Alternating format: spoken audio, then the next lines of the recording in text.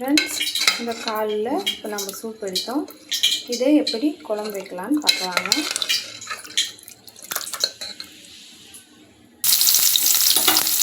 வறுக்கட்டி வச்சு கொஞ்சம் எண்ணெய் ஊற்றி வெங்காயம் கருவேப்பிலை போட்டு நல்லா வதக்கலாங்க.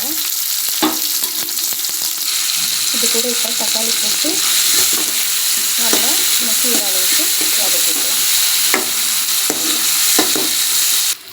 தக்காளி வதக்கிது. இது கூட கொஞ்சம் மஞ்சத்தூள், மிளகாத்தூள் 1.5 ஸ்பூனு, மல்லித்தூள் 2 ஸ்பூனு, சேலம் ஸ்பெஷல் கறி மசாலா 2 ஸ்பூனுங்க. கறி குழம்புக்கு எல்லாமே நான் மெயினாக இந்த சேலம் ஸ்பெஷல் கறி மசாலா தாங்க போடுவேன். நல்ல டார்க் ப்ரௌன் கலரும் நல்ல டேஸ்ட்டும் இருக்குங்க. இதை வதக்கி கொஞ்சமாக தண்ணி ஊற்றி மசாலா நல்லா வேகப்படும். மசாலா வெந்து எண்ணெய் பிரிஞ்சு வரும்போது இந்த வேக வச்ச ஆட்டுக்கால் எடுத்து ஊற்றிடலாங்க. பாருங்கள், இந்த மாதிரி லேசாக எண்ணெய் பிரியும் போது வேக வச்சு எடுத்த ஆட்டுக்கால் ஊற்றிடலாம். இது கூட குழம்புக்கு தேவையான உப்பு போட்டு கொஞ்சம் கொதிக்க விடலாங்க. ஒரு தேங்காய், கொஞ்சம் பொட்டுக்கல்ல, 4 பல் பூண்டு, ஒரு துண்டு இஞ்சி போட்டு நல்லா நைஸாக அரைச்சிக்கலாங்க.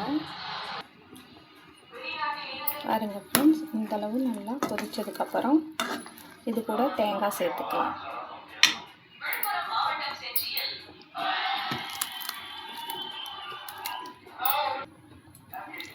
குழம்புக்கு தேவையான தண்ணி ஊற்றி நல்லா கொதிக்க வச்சு எடுத்துக்கலாங்க. குழம்பு நல்லா கொதிக்குது ஃப்ரெண்ட்ஸ். இது இன்னும் கொஞ்சம் நேரத்தில் ரெடி ஆகிடும். அப்புறம் தாளித்து கொட்டிடலாம். அவ்வளோதான் ஃப்ரெண்ட்ஸ், குழம்பு ரெடி ஆகிடுச்சு. அதை இப்போ தாளிச்சிடலாம். எண்ணெய் ஊற்றி கொஞ்சம் பெருங்காயம் போட்டுட்டேங்க. கொஞ்சம் வடகை போட்டுக்கலாம். குழம்பு மேலே நல்லா எசன்ஸ் மிதக்க கொஞ்சோண்டு மிளகாத்தூள் போட்டு தாளிச்சிடலாம்.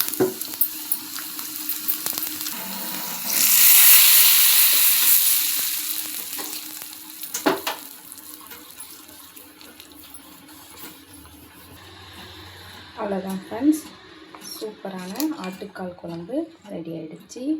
நீங்களும் வீட்டில் செஞ்சு பாருங்கள். செஞ்சு பார்த்துட்டு கமெண்ட் பண்ணுங்கள். இந்த வீடியோ உங்களுக்கு பிடிச்சிருந்தா லைக் அண்ட் ஷேர் பண்ணுங்கள். மறக்காமல் சப்ஸ்கிரைப் பண்ணிக்கோங்க. தேங்க்ஸ் ஃபார் வாட்சிங்.